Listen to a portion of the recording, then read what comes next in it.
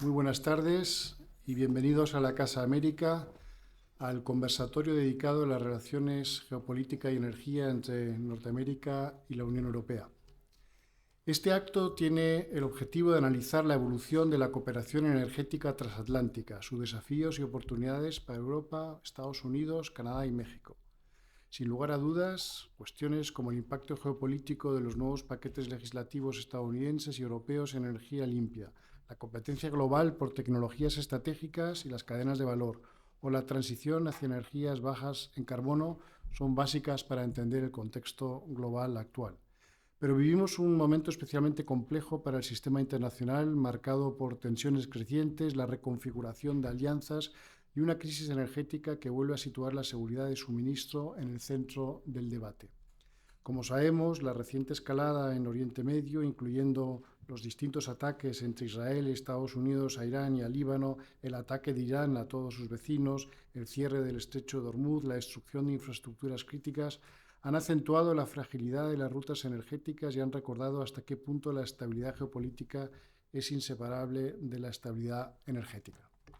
En este contexto, las relaciones entre América del Norte y la Unión Europea adquieren una relevancia decisiva. La competencia tecnológica, el acceso a minerales críticos, los nuevos marcos legislativos en energía limpia que están redefiniendo el mapa energético mundial y con él el equilibrio político entre regiones.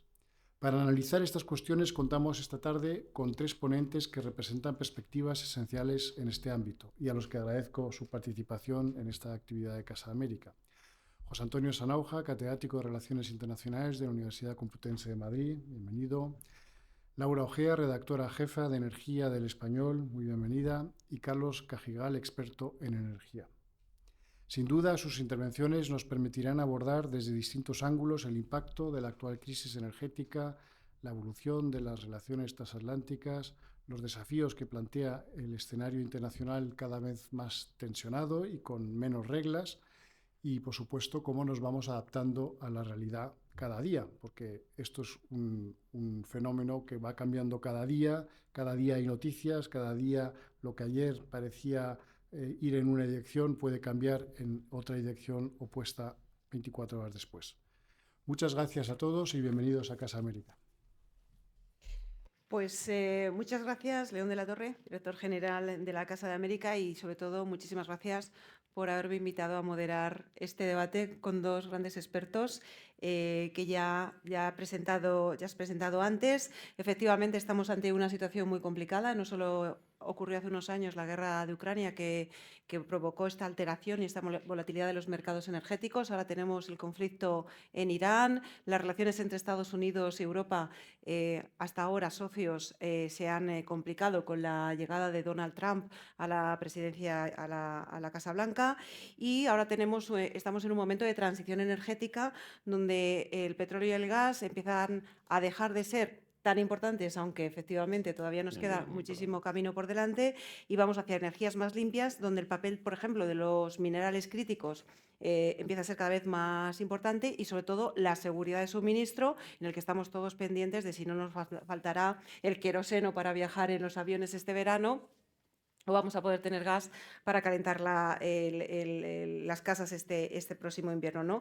Y, por supuesto, tenemos toda la revolución tecnológica en baterías, en hidrógeno verde, y que además tenemos otro actor que está justo al otro lado del mapa geopolítico, que también está dando fuerte, y por eso Estados Unidos está tomando estas decisiones. Pero bueno, no soy yo la experta, simplemente es para dar una pequeña introducción y, por supuesto, dar paso a los que saben de ello. Y vamos a comenzar con José Antonio. Muchísimas gracias por estar aquí, que nos puede contar un poco qué ha significado este nuevo mandato de Donald Trump para las relaciones transatlánticas y, bueno, pues cómo hablamos de esta nueva crisis y si es que considera que lo hay.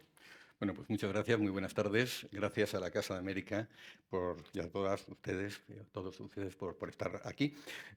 Yo quisiera, ya que se ha hecho una mención a la guerra de Ucrania, comenzar ahí, porque la guerra de Ucrania cambia significativamente la relación entre Estados Unidos y la Unión Europea en materia de energía, como consecuencia de la guerra no solamente fue la invasión rusa de territorio ucraniano, sino que además se desencadenó lo que se llamó la guerra del gas, ¿no?, contra Europa, ¿no?, que previsiblemente iba, como ocurrió, pues iba a prestar apoyo a Ucrania.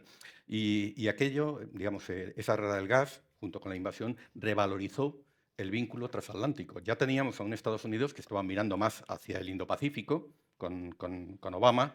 Eso había continuado con el primer Trump, ¿no? Pero Estados Unidos, con la invasión de Ucrania, vuelve a Europa, vuelve a situar digamos, en el centro de sus preocupaciones la seguridad europea y vuelve a dar un papel central a la Organización del Tratado del Atlántico Norte, a la OTAN.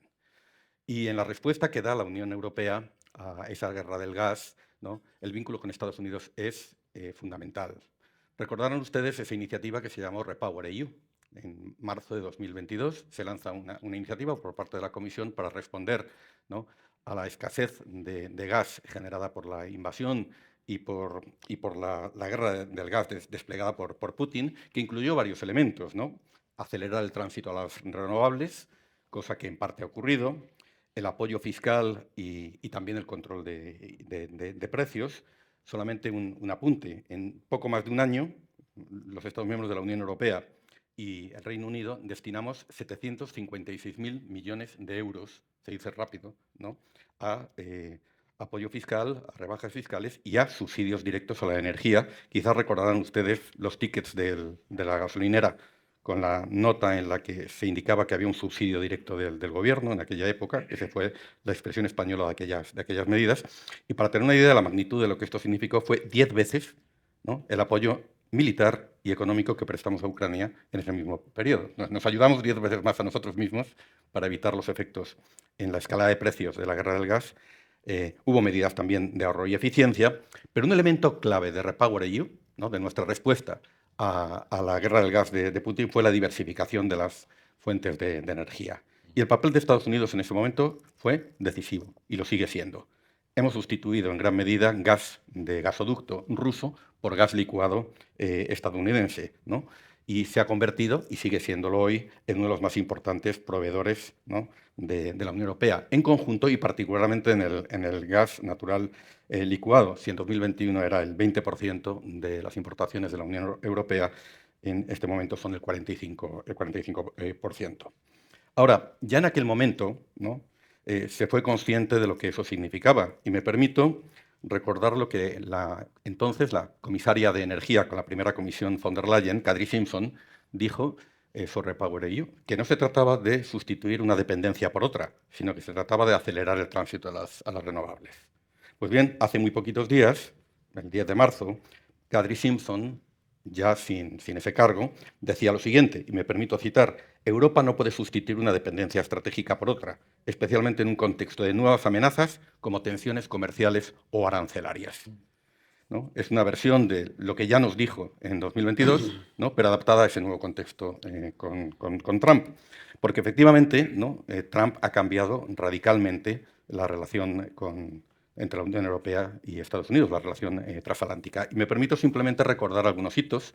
En poco más de un año y medio, ¿no?, de mandato de Trump, empezamos con el foro de Ramstein el 12 de febrero del año pasado, cuando el secretario de Defensa, su primera intervención pública, ¿no?, echó un jarro de agua fría sobre el vínculo transatlántico y dejó claro que la posición estadounidense había experimentado un giro de 180 grados, ¿no?, promoviendo lo que ya hemos visto, una Pax trumpiana, que en realidad es muy parecida a la Pax rússica que el propio Putin está planteando.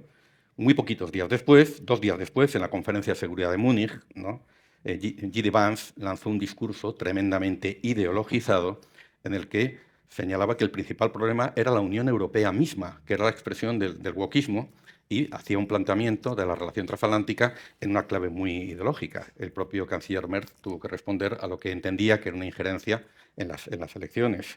El 28 de febrero, la secuencia fue muy rápida. Recordarán la escena, ¿no?, preparada además para ser televisada, en la que la presidencia de Estados Unidos humilló públicamente a Zelensky, le dijo que no tenía cartas.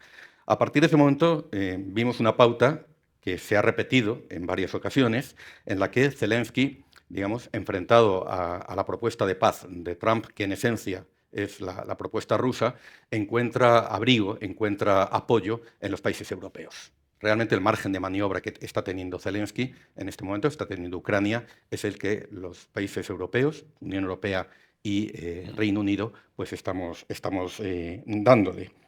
El 2 de abril, Liberation Day, ¿no? El lanzamiento de los aranceles mal llamados recíprocos, que supone la demolición, ¿no?, del sistema multilateral de comercio, al poner en cuestión el principio de no discriminación de las relaciones comerciales, la cumbre de La Haya en junio, ¿no?, en la que la mayor parte de los países hicimos promesas que es muy probable que no podamos cumplir respecto al 5% del PIB. No podamos, muchos países europeos, porque su situación de déficit, su situación de endeudamiento no... Pero se trataba de ganar tiempo y sobre todo de evitar la espantada de Trump de la Alianza Atlántica y poner en cuestión el vínculo transatlántico, ¿no?, la garantía de seguridad de Estados Unidos hacia Europa. El acuerdo comercial de Trump-Berry, ¿no? En fin, que en realidad no es tanto un acuerdo, ¿no? No hay un tratado, no hay un texto, pero que impone a la Unión Europea unos aranceles muy onerosos a cambio básicamente de nada, ¿no? Simplemente de...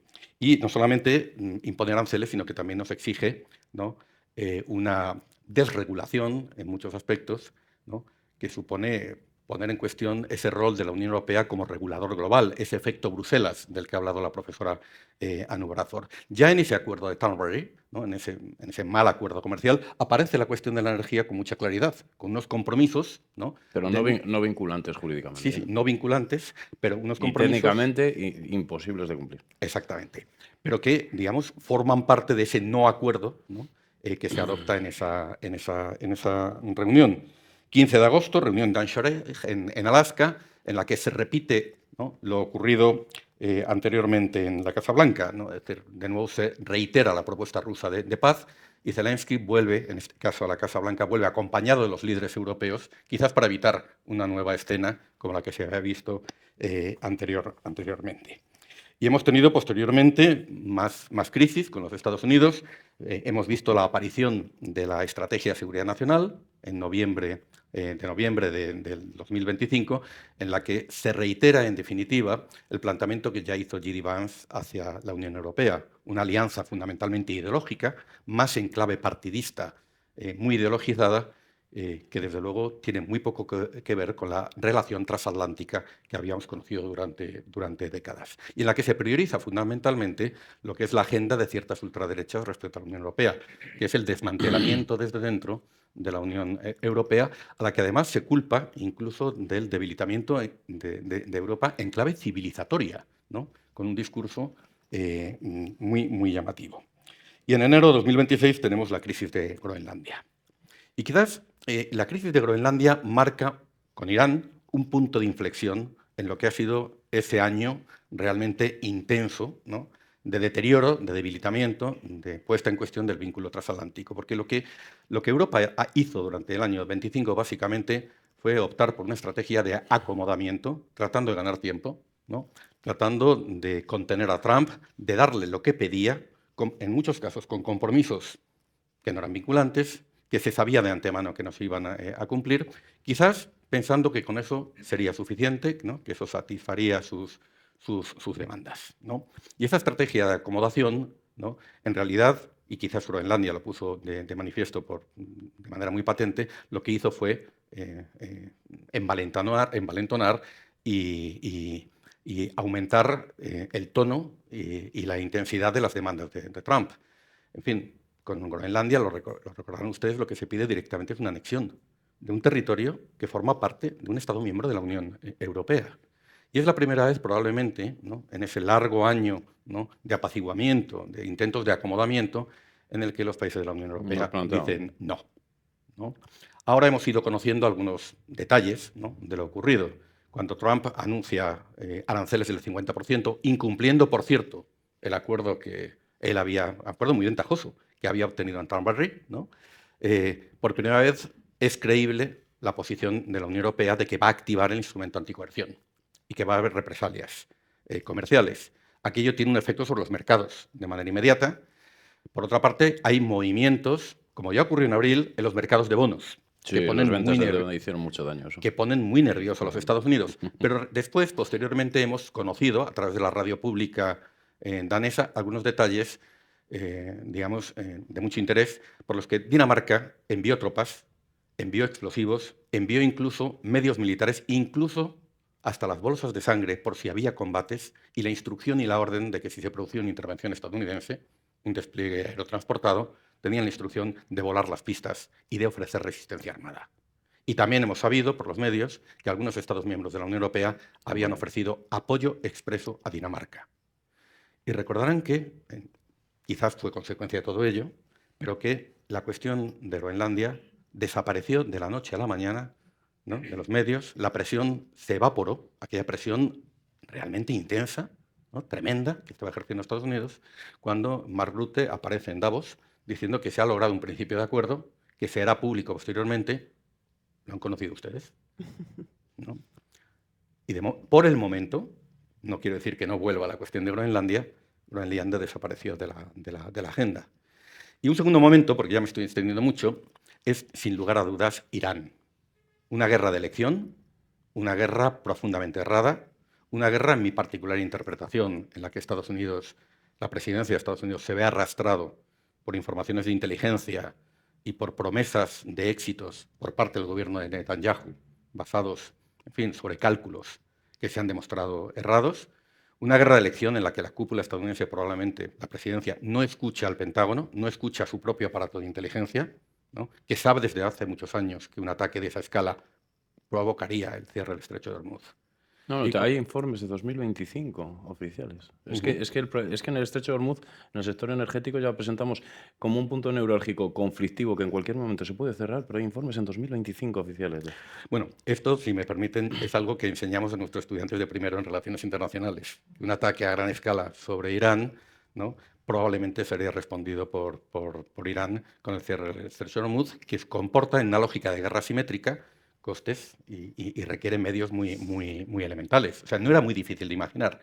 Pero cuando Estados Unidos, expresamente el presidente de Estados Unidos, solicita a los países europeos que le acompañemos en una aventura militar arriesgada para abrir por la fuerza el estrecho de Hormuz, la respuesta, Consejo Europeo, ¿no?, del 19 de marzo, si no recuerdo mal, la respuesta europea es el silencio más absoluto. Es decir, no.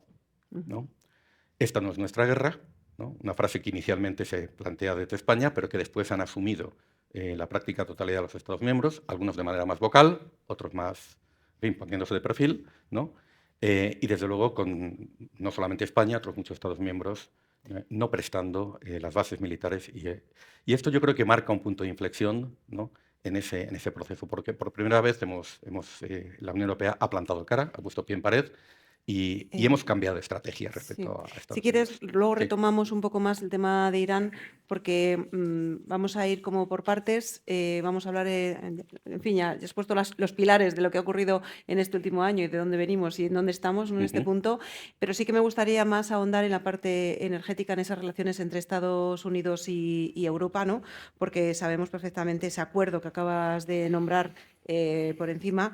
En julio pasado, cuando se compromete Europa a comprar GNL, a comprar petróleo, incluso Sí, con un valor adicional de 350.000 millones en 3 años, Sí. que es inasumible, porque hay que ver los datos, que los estamos hablando hace un momento. Estamos ahora mismo en un contexto que China y la Unión Europea estamos reduciendo las importaciones netas en volumen, no en precio, netas de petróleo y de gas. En 2025 cayeron las importaciones netas de petróleo crudo un 6,1%. Estamos hablando de más de 20 millones de toneladas. Y el gas cayó un 0,6%. ¿Cuál es el problema? Que a raíz de la guerra de Ucrania, la crisis del gas, donde tenemos nuestro mayor socio histórico, que ha sido Estados Unidos siempre, con esas políticas nosotros necesitamos un gran productor y exportador externo que nos tendiera ese puente, porque tuvimos que reducir drásticamente. Estamos hablando de gas de 100.000 millones de metros cúbicos anuales, era solamente lo que se importaba de Rusia. Entonces fue un shock energético. Eso lo que nos ha conllevado es a nuestro principal socio estratégico, comercial y en materia económica y de defensa, a tener una gran dependencia todavía mayor de la que teníamos antes de Rusia para el petróleo y el gas, y con este nuevo cambio en la administración, con la nueva presidencia de Trump, pues básicamente nos empiezan a surgir problemas. Yo tengo otra visión desde la parte energética de lo que está haciendo Trump, porque primero fue Venezuela, luego Groenlandia, ahora Irán. Resulta que son las tres regiones con mayor reservas de petróleo crudo sin explotar del mundo, que hay que tener en cuenta que ahora mismo el mayor productor de petróleo y de gas es Estados Unidos. Aparte ellos importan de Arabia Saudí, importan de Irak, importan de Cuba y de Emiratos Árabes, importan de todos. Venezuela se han quedado con las mayores reservas sin explotar. Venezuela hace 25 años era el mayor productor y exportador del mundo por encima de Arabia Saudí. Tienen una capacidad y unas reservas que se pueden permitir producir y exportar diariamente en torno a 10-12 millones de barriles. Groenlandia, yo sigo viendo la parte energética, es una de las grandes reservas minerales y petrolíferas del mundo. Está prohibido la prospección y la explotación. Y de ahí saltamos a Irán, que Irán se pensaba que iba a ser similar, una operación similar a Venezuela. Los que estamos en el sector sabíamos que eso no iba a pasar. Irán se lleva preparando 30 años por una guerra así. No solamente contuvo los ataques, sino que respondió a todos los países que hay en el Estrecho de Hormuz y a Estados Unidos. Y por una parte nos está provocando ahora, pues vamos a hablar concretamente de la Unión Europea, que es donde tenemos preocupación. En Europa tenemos que sustituir las importaciones que proceden de los países del Estrecho, en este caso esa ubicación en Medio Oriente, es un 11% de las importaciones de petróleo crudo netas. Dicho esto, es un volumen muy importante, tenemos un shock como hemos tenido en la crisis del gas, yo sigo estando en la vertiente más o menos optimista, se pueden sustituir ese 11% porque las ayudas, todas estas políticas, las directivas, todos estos planes de ayudas, el REPowerEU, la movilización que hay a 2035 son 750.000 millones. La transición energética la empezamos a notar ahora, que se esté reduciendo los volúmenes netos de importación de petróleo y de gas es fruto de esta transición ecológica, es fruto de las renovables. Europa destina el 40% del gas que importa para ciclo combinado, para producir electricidad. Eso con las renovables, los volúmenes netos llevan 3 años cayendo. Y ahora lo que tenemos es un nuevo shock, porque Europa es consumidor importador neto. La redistribución sobre esos volúmenes de petróleo se está haciendo ya. Han salido ya las medidas de Bruselas, que avanzamos hace días, los que seguimos trabajando con Bruselas y demás. Pero seguimos necesitando 2 o 3 años hasta que esta nueva transición ecológica podamos producir combustibles propios que van a ser no contaminantes. Estás hablando de hidrógeno.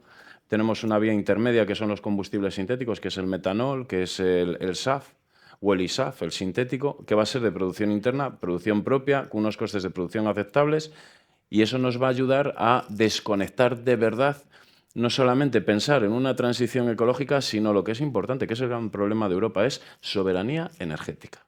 Necesitamos sí o sí soberanía energética. Estados Unidos, Trump tiene unas debajo de la manga, que lo tiene muy claro, dependemos totalmente de ellos. En el momento yo no descartaría, dados ya las discusiones diplomáticas y los conflictos que tiene abiertos con la Unión Europea, que cayera algún día una amenaza, para nosotros sería inasumible prescindir del gas ahora mismo del petróleo estadounidense, no sería inasumible. Nos iríamos a un desabastecimiento directo, aunque estamos intentando aumentar estas importaciones de países, lo que hablamos, como Canadá, como México. México ahora mismo para España es uno de los socios principales con Estados Unidos en importación de petróleo. Y de Europa es de los mayores, pero tenemos a Brasil, tenemos a Nigeria, tenemos a Libia, Venezuela, vamos a ver lo que va a pasar con ello, aunque entiendo que básicamente lo que hace Estados Unidos va a ser acaparar todo el petróleo y revenderlo, porque luego en este negocio se importa para luego reexportar. Dentro de ahí tenemos una situación complicada. Los problemas que hay de falta de suministro, que hablamos del queroseno, hablamos del diésel, por daros unos datos muy claros. De un barril de petróleo consigues obtener un 45% de gasolina, un 30% de diésel y entre un 10 y un 15% de queroseno. Ese es el problema. El problema es la capacidad de refino. Las políticas los últimos años en la Unión Europea ha sido de o cerrar plantas de refino o empezar a importar ya los productos refinados. Entonces ahora nos encontramos con que aunque encontremos petróleo crudo, muchos países, caso de Alemania, no tienen capacidad de refinar porque de donde ahora viene el petróleo tiene unas características técnicas que sus plantas de refino no pueden refinar. Y pasa también con Italia. Es lo que estamos encontrándonos ahora, donde hay un pequeño estrés, porque concretamente hablamos del diésel y del queroseno para el transporte aéreo. España seguimos en una posición privilegiada, por fin. Viene la guerra de Ucrania, viene la crisis del gas, nos viene bien. Viene esto, yo voy a decir que aquí si conseguimos contener el impacto económico, sobre todo a nivel socioeconómico, familias desfavorecidas y demás, sigo pensando, vamos a salir también beneficiados como salimos de la crisis del gas, pero hay que contener porque ya la inflación ya la tenemos aquí y tenemos ya las energéticas españolas y nuestra ministra que se han propuesto que vamos a ser capaces de suministrar a nuestros socios europeos. Entonces, por un lado, vamos a tener problemas en la Unión Europea, pero por otra, yo en España sigo diciendo, conociendo los volúmenes de importación que tenemos, la capacidad de almacenamiento que es brutal, nosotros refinamos el 80% del queroseno para nuestro transporte aéreo que necesitamos. Entonces, por una vez, la isla energética, que nos ha dañado tanto estas décadas anteriores, pues digamos que ahora, si conseguimos contener este shock de corto plazo, nos va a salir beneficiado a nivel económico. Yo sigo convencido que sí.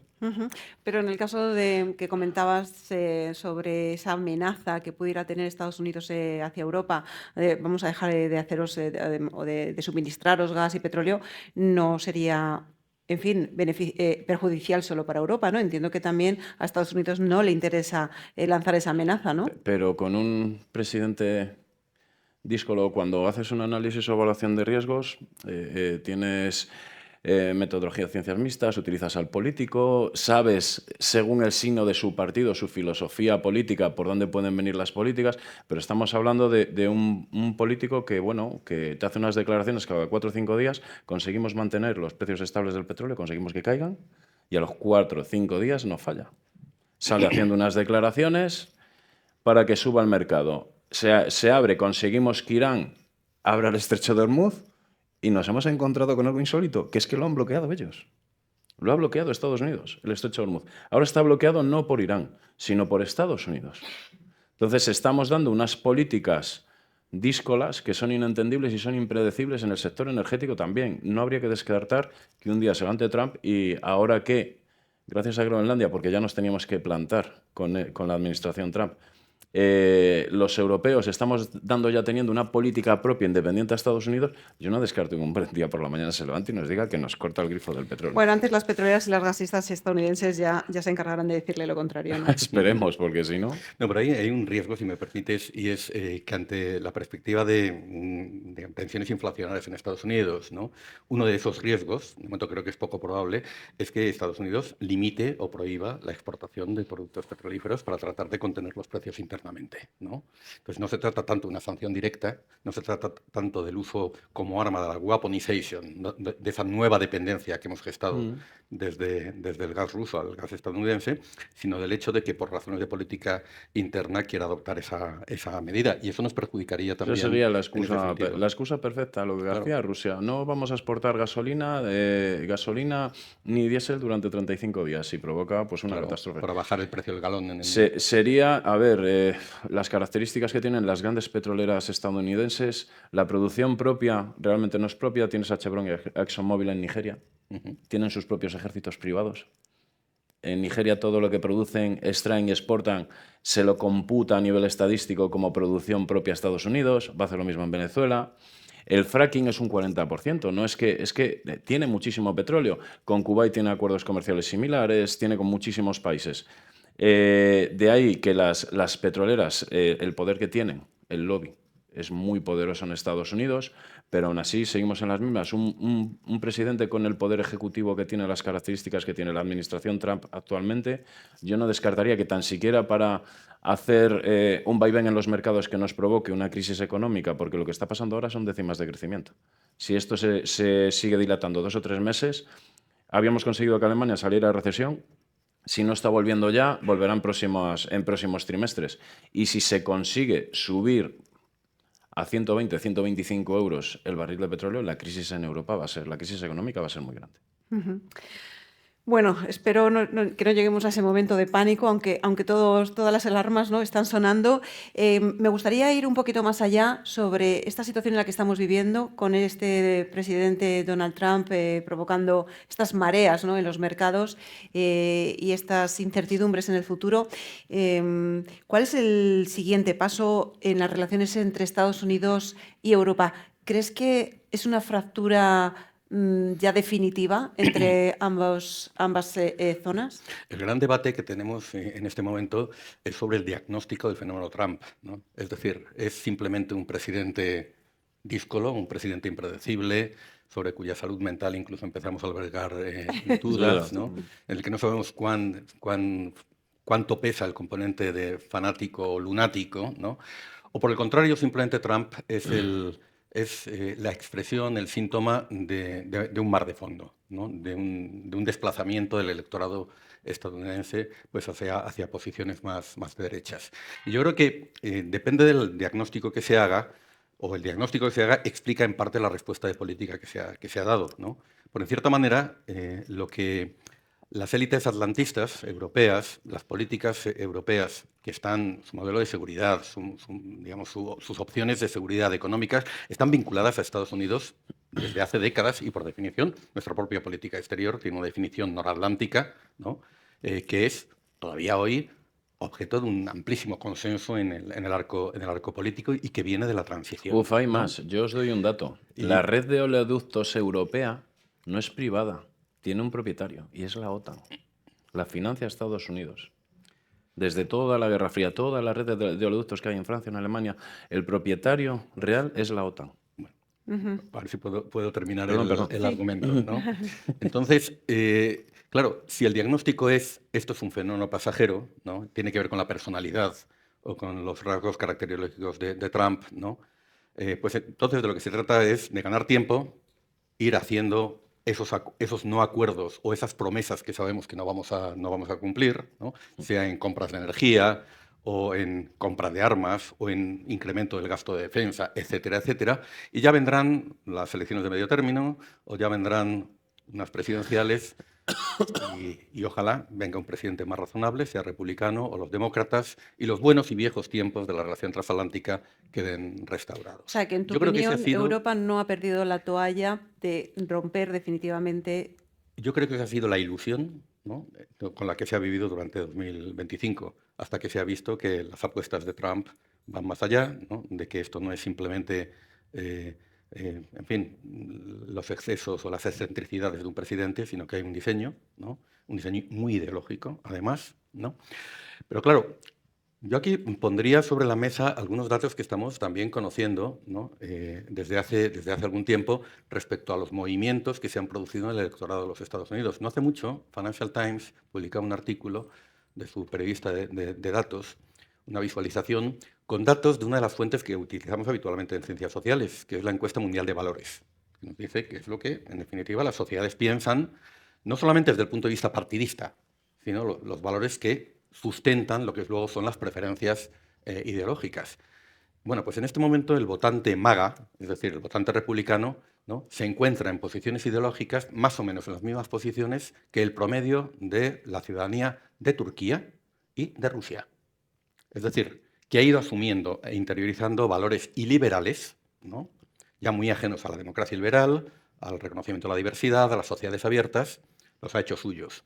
Y ese movimiento de fondo, entonces, lo que podría indicar es que entonces Trump no es un fenómeno pasajero, ¿no? El problema no es un presidente excéntrico. Esa es la preocupación, que es que no sea Es decir, que lo que está viendo es un movimiento de fondo, ¿no?, de un rechazo societal, ¿no?, a lo que son los principios básicos del orden liberal. Y que si no es Trump, va a ser J.D. Vance o va a ser Marco Rubio, ¿no? Es decir, que el movimiento MAGA está aquí para quedarse. Porque si eso es así, si ese es el diagnóstico, entonces tenemos que empezar a preocuparnos seriamente por el vínculo transatlántico y asumir que quizás el vínculo transatlántico, tal y como lo habíamos conocido en las anteriores décadas, se ha terminado. O que se quiere reformular, como lo hizo explícitamente, ¿no?, Marco Rubio en su discurso, que no he mencionado antes, en la cumbre de Davos, cuando ha planteado que el vínculo transatlántico tendría que basarse sobre un civilizacionismo occidental, cristiano y blanco, tremendamente ideologizado, que nos complicaría mucho las relaciones, por ejemplo, con el sur global y con muchos de nuestros socios. Si eso efectivamente es lo que se está planteando, entonces quizás es el momento, son las dos lecturas, ¿no?, de asumir que ese vínculo transatlántico se ha terminado.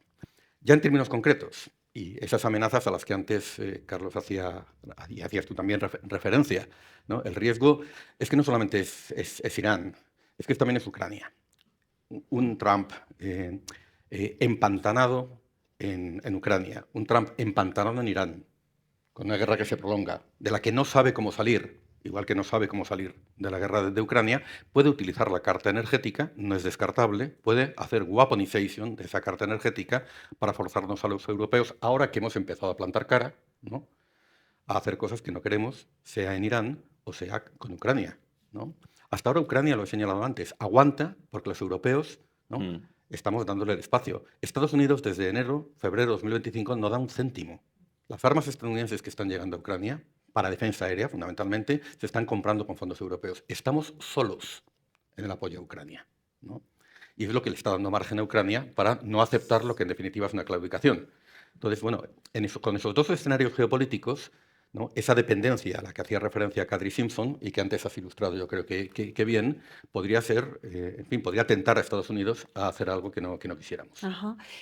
Tomando un poco esa línea de argumentación, Carlos, esa fractura que pudiera continuar si vemos que ese movimiento Magas tiene una continuidad más allá de Trump, ¿qué afectación tendría en Europa? ¿Cómo esto afectaría a los mercados del petróleo, del gas? ¿Cómo afectaría incluso a estas medidas o esta transición ecológica que se está produciendo en Europa?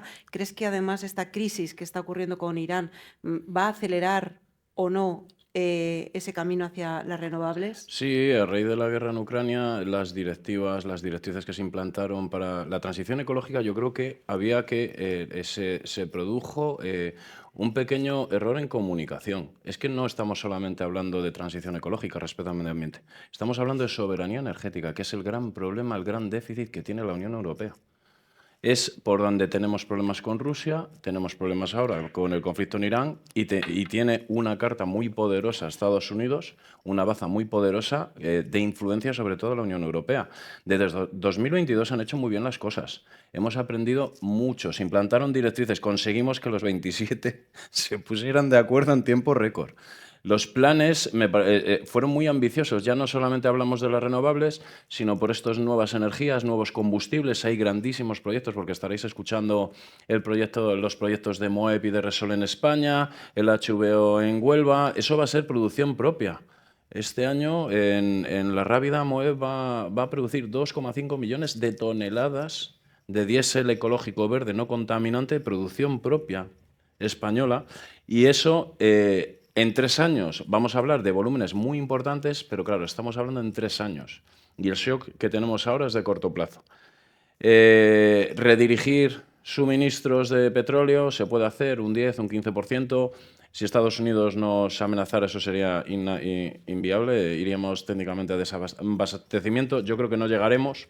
Pero a mí me preocupa también otra cosa, que es que creo que no es Trump, sino que es un movimiento, es una corriente. Tenemos un dicho español que dice que alguien llegará que bueno me hará. Yo es lo que me preocupa. Pero dentro de ahí tenemos otros planes muy importantes.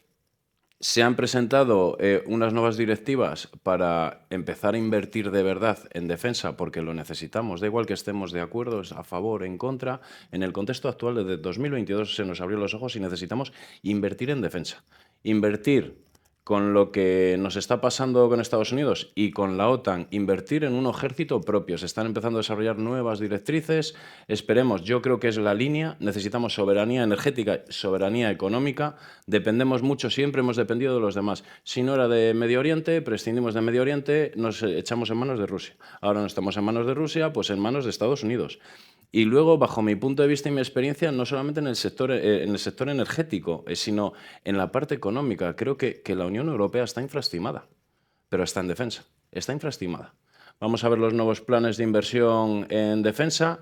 En el sector energético vais a ver que, bueno, vamos a estar tranquilos, en España vamos a estar tranquilos. Creo que el queroseno, 4 o 5 meses podemos estar tranquilos, no los 2 que decimos en televisión, ya por hablar ya con datos más de la mano. España va a ayudar mucho a países, tenemos que ayudar a Italia, hay que ayudar a Alemania, porque encima de tener capacidad de refino, pues tienen plantas de refino que no les valen para el petróleo que traemos de Brasil, que se puede traer de Venezuela, que se trae de México, de Estados Unidos sí, pero de Canadá tampoco.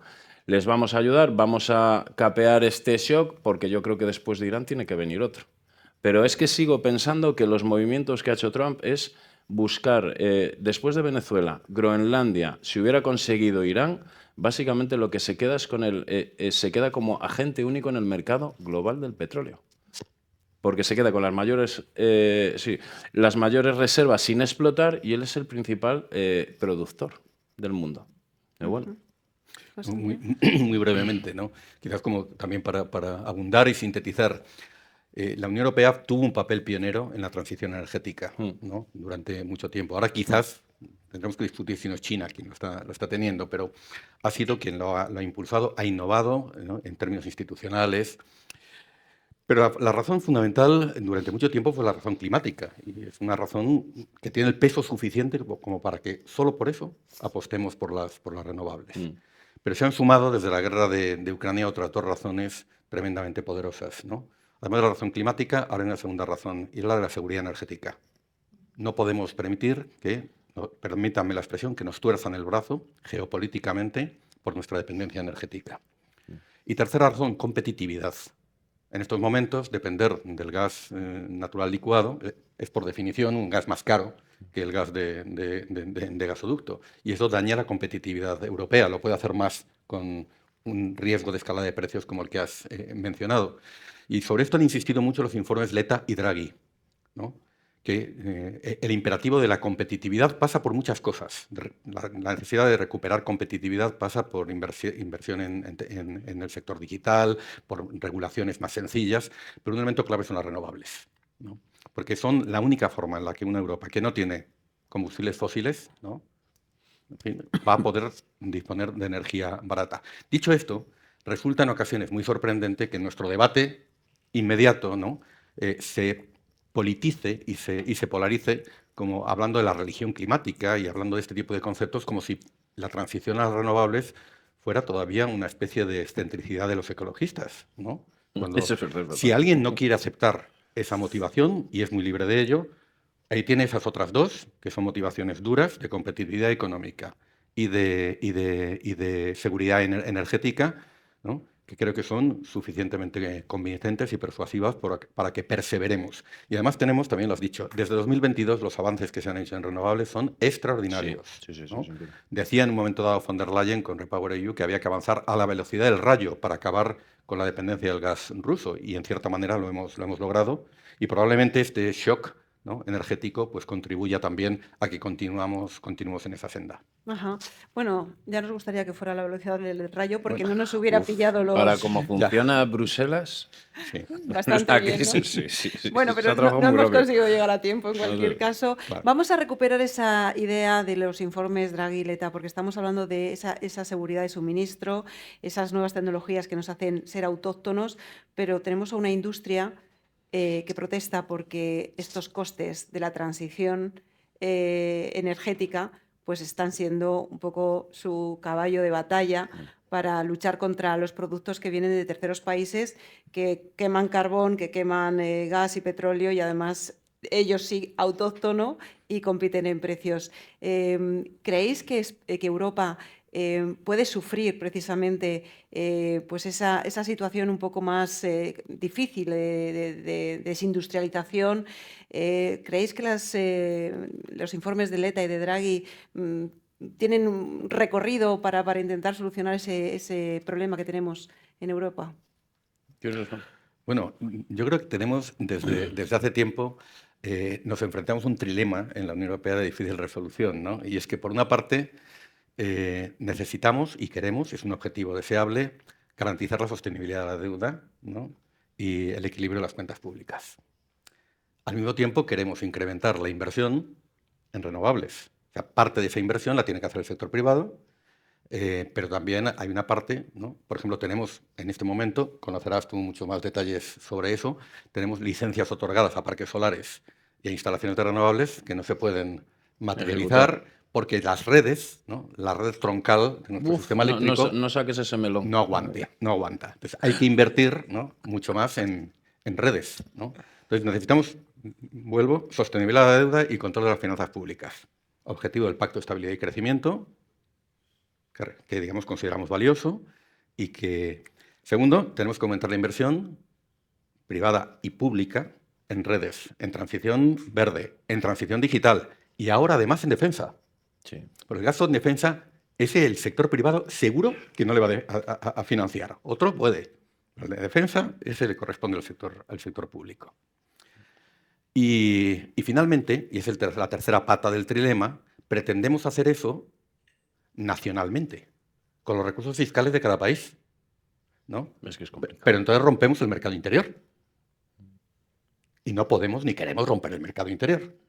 Entonces, la única forma de salir de ese trilema imposible en el que se encuentra la Unión Europea es movilizando recursos, y lo dijo Draghi en su informe, ¿no? mediante una suerte de Next Generation, ¿no? Pues se está movilizando mucho. que se prolongue en el tiempo. Hay que incrementar el presupuesto de la Unión. Vamos a ver qué da de sí el próximo marco financiero plurianual. Y necesitamos endeudamiento común para financiar esas transiciones y apoyar, ¿no? al sector privado y animar también al capital privado a que haga su parte, con alianzas público-privadas, haciendo de-risking, digamos, apalancando, etcétera, etcétera. Entonces, sí, se están movilizando recursos, pero yo justamente la parte que he visto que menos se ha materializado hasta ahora de estos informes, y en particular del Draghi, Letta habla de otras cosas, es justamente la movilización de recursos. Si hay una cosa en la que hemos acordado emitir deuda, y es el préstamo de los 90.000 millones a Ucrania, en el cual, digamos, Ucrania tiene su situación macrofinanciera, pues es muy complicada, ¿no? Pero aparte de eso, ¿no? Digamos, en realidad ahora, por ejemplo, en defensa, Alemania lo está haciendo por su cuenta, desde que levantó el freno de deuda. En fin, eso no es un ejército europeo. Eso es un ejército alemán con una cobertura nuclear francesa, pero no es un ejército europeo. Es una cosa un poco distinta. Pues está ya trabajando en ello, ¿no? ya te lo aviso. Sí, pero que no es exactamente el diseño, por ejemplo, que tiene el gobierno español, ¿no? Que es un diseño más federal, Sí. ¿no? de todo esto. Así que, bueno, yo no sé si respondo, pero quizás a veces formular el problema adecuadamente, ¿no? Con ese trilema. Si queremos las tres cosas a la vez, no vamos a lograr justamente hacer esas transiciones, ¿no? Y tenemos unas constricciones macrofinancieras que lo impiden. Yo, por hablar en cuanto a la parte de renovables, transición ecológica, con la guerra en Ucrania se acuerda, el problema está en la ejecución de los fondos, que no se ejecutan todo lo que se debería. Se están ejecutando el 40% de lo que se moviliza, son 550.000 millones. Tenemos un plan de reindustrialización que a raíz del COVID, de la pandemia, de las pocas cosas buenas que se sacaron, es que en la Unión Europea, en Bruselas, quedó claro que Europa había cometido un grave error desde los 90 y necesitamos un plan de reindustrialización. Los proyectos que hay detrás, solamente en el sector energético, por culpa de esta infraestructura de red, tenemos parado en torno a 30.000 millones en ejecución de proyectos que son industriales. Pero claro, eso nos va a ayudar por una Europa, parte. ¿no? ¿O en España? No, solamente en España. En España. Solamente en España. Y esto a 2030. Lo que implica es, por un lado, soberanía energética, por otro, apoyo a las renovables, es otro tipo de economía circular. La producción de combustibles internos, trabajo bien cualificado, muy bien remunerado. Y todo esto lo que necesitamos es tiempo. Por eso los planes de ayudas desde Bruselas van a 2030, pero a 2030 nos vamos a ir a 2040 y tenemos problemas con la ejecución de los fondos. Se está ejecutando un 40%, pero pasa en España, pero es que pasa. Hay en países como en Italia, se está ejecutando peor, otros como Alemania, que lo hacen cuando se ponen, lo hacen todo bien, y la ejecución de los fondos reales no se está ejecutando al ritmo que se debiera. Aunque estamos desarrollando, en el caso de España, estamos cumpliendo las directivas sobre renovables y transición ecológica, en tiempo récord. Dentro de ahí, en lo que es todas estas, la parte de reindustrialización nos conlleva una inversión muy importante en toda la parte de renovables, en combustibles verdes, que van a ser de producción interna. En defensa están a ver si se ponen de acuerdo y este año presentan por lo menos unas primeras directivas con un plan de inversión, que el plan de defensa va a movilizar a 2035 en torno a 750.000 millones, y ahí sí en todo esto hay filosofías que también se tienen, yo estoy de acuerdo, se tienen que eliminar. Todo esto tiene que venir de la mano con apoyo público, que implica endeudamiento, implica ayudas, aumento de presupuesto. El sector privado es como Alemania cambia su política en cuanto al vehículo eléctrico porque lo que necesita son 360.000 millones para cambiar toda su industria automovilística. Ni Alemania se puede permitir financiar eso. Entonces, dentro de ahí necesitamos apoyo público fundamental, pero que venga todo estructurado ya desde Bruselas, porque necesitamos la política fiscal. Cada Estado tiene una política fiscal. Es que necesitamos una coherencia en las políticas que sean unificadas para los 27 países, no que cada país pueda aplicarlo según su estructura fiscal, tributaria, según los desarrollos legislativos. Transponer las directivas europeas es un caos. En España lo estamos viendo. La transposición de directivas es un caos. En Alemania ya tienen la transposición a la Red 3, que es fundamental para infraestructuras, para renovables, para hidrógeno, y en España todavía tenemos un borrador. Entonces, son temas muy complejos que nos están pillando todo a contrapié, pero que, bueno, más o menos, por lo menos ahora, para tomar una decisión no necesitamos año y medio, que antes ya necesitábamos. Y precisamente esa desestructuración, ¿no?, de políticas nacionales en vez de políticas comunitarias. No sé, Carlos, si tú, ¿qué opinas sobre las medidas, estas anticrisis o de emergencia que acaban de anunciar desde Bruselas y que cada país va a tener que poder adaptarse según, en fin, le venga mejor o peor, ¿no? Como estamos hablando de ese racionamiento, esa bajada de impuestos o no, esos impuestos a los supuestos beneficios extraordinarios de las petroleras, esas diferencias entre países, cada uno con su propia política energética, ¿qué futuro ves si no hay esa unidad? Tiene que haber una directiva de obligado cumplimiento que sea coherente y uniforme para los 27 países. Es uno de los graves problemas. Y pasa con a nivel normativo, fiscal y tributario, hay tal diferencia entre un país como España, otro con Dinamarca, que así vamos a ver ahora que se va a tomar todo lo que es la estructura legislativa a nivel económico y fiscal, se quiere unificar en los próximos 10 años. Vamos a ver en qué se queda. Yo espero que poco a poco se vaya haciendo como se está haciendo con los demás. Las ayudas que presenta Bruselas y las recomendaciones, pues bueno, las ayudas yo creo que básicamente son el Real Decreto Ley 7/2026 nuestro, más suavecito, que si el bono eléctrico, que si el bono térmico, que si tal, que si bajar el IVA, que si esto lo otro. Pero necesitamos políticas contundentes. En el caso ayudas a aerolíneas, vamos a ver si en las próximas semanas ya se presenta algo de forma directiva, pero que ayude a las aerolíneas, que ayude al sector energético, petrolero, en el sector petroquímico en este caso, y los fertilizantes, porque ahora vamos a tener, en los próximos meses vamos a empezar a tener problemas con los fertilizantes, porque embargamos los productos, la urea y tal, los productos rusos, nos volcamos en Oriente Medio y ahora tenemos problemas con Oriente Medio. Pero bueno. Sí. No, pero justamente lo que mencionas es el problema que trataba de una manera más abstracta de plantear antes, ¿no? Es decir, REPowerEU, y en concreto las ayudas directas y las rebajas fiscales, ¿no?, fue básicamente la suma de medidas nacionales. Y estas dependían del margen fiscal que cada uno de los Estados miembros tiene, que es distinto. Entonces hay países, Dinamarca o países nórdicos o incluso Alemania, que tienen, digamos, tienen la holgura fiscal suficiente como para poder asegurar que los precios de los combustibles no se incrementan por encima de cierto nivel y asegurarse la competitividad de sus empresas, ¿no?, vía ayudas directas o vía reducción de la fiscalidad. Pero España, Grecia, Italia, no tenemos ese margen. Y esto, insisto, rompe el mercado interior, coloca a las empresas en una posición desigual, rompe el terreno de juego nivelado en el que las empresas tienen que actuar. Entonces, el problema que puede plantear, digamos, un marco europeo en el que cada Estado miembro decida cómo enfrenta una situación crítica, ¿no?, como la que antes se ha descrito, ¿no?, es que puede de nuevo tensar el mercado europeo. ¿Cuánto va a aguantar un empresario español teniendo que competir con uno alemán, ¿no?, que tiene el kilovatio hora, ¿no? En fin, puesto mal ejemplo, ¿no? Pero que tiene por el una precio vez del que gas, España viene la cosa bien. en ese caso sí, pero que tiene el precio del gas, ¿no?, mucho más subsidiado que lo tiene aquí, ¿no?, en sectores que son muy intensivos en energía. Entonces, hay que tener mucho cuidado con esto. Es decir, sí, si se adopta un marco común y se apoya a los Estados miembros, la cuestión es con qué se financia eso. La financiación tiene que venir de Bruselas, ¿no? Y tiene que ser movilizando recursos pues, a través del endeudamiento. Porque esa es la cuestión, el quid de la cuestión. Italia, ¿no? Con el nivel de endeudamiento público que tiene sobre el PIB, ¿no? ¿Dónde tiene ya la prima de riesgo? No tiene el margen de maniobra que tiene España, que tampoco es, digamos, es como para tirar cohetes, y desde luego Alemania. Entonces, esta es una cuestión que para mí es esencial en esta discusión. El mercado interior es la joya de la corona, es el núcleo de la integración europea. Esto también lo señala Letta en su informe. Entonces, cualquier medida de este tipo que adoptemos, que son medidas en cualquier caso de emergencia, de economía de guerra, como se dijo en su momento con REPowerEU, y las ayudas fiscales, tiene que hacerse de tal manera que sea compatible con el mercado interior. Porque si fragmentamos el mercado interior, ¿no? Si rompemos, por ejemplo, nuestro régimen de ayudas de Estado a las empresas, pues afectando al mercado interior, pues nos ponemos en un problema, ¿no?